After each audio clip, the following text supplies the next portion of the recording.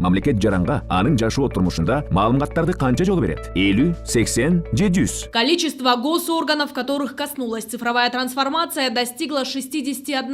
Другими важными игроками в этой сфере стали и коммерческие компании. В системе Түндүк таких больше 20. Между собой они совершили свыше 10 миллионов транзакций. То есть во столько раз уменьшились походы граждан за теми или иными справками и госуслугами. Это дало нам прозрачность, то есть мы знаем, откуда, куда информация передвигается, и это как бы тоже помогает в борьбе с коррупцией. Один из примеров успешных, начиная с августа этого месяца, Министерство труда уже в автоматизированном режиме, базируясь на информации, которая поступает через Түндүк, уже принимать решение о назначении денежного пособия или о назначении денежных выплат. Все это теперь доступно в регионах, в каждом районном управлении Министерства труда. Электронные кошельки и бесконтактные кассы сегодня стали неотъемлемой составляющей кыргызстанцев. Продвинутые они буквально в один клик оплачивают заком-услуги, совершают банковские транзакции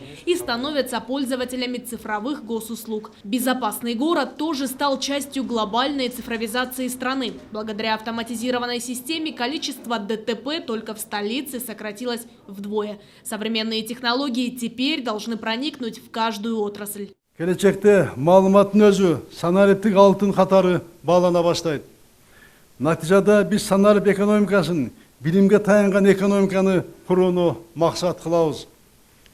Бешинчи, биз Кыргызстан технологиялык трансфердин регионалдык борбору болушубуз керек.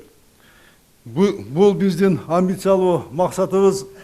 Биз алдыңкы технологияларды өздөштүрүп башкаларга жайылтуубуз зарыл. В объявленный президентом год развития регионов и цифровизации была также поставлена задача провести интернет даже в самый отдаленный район страны.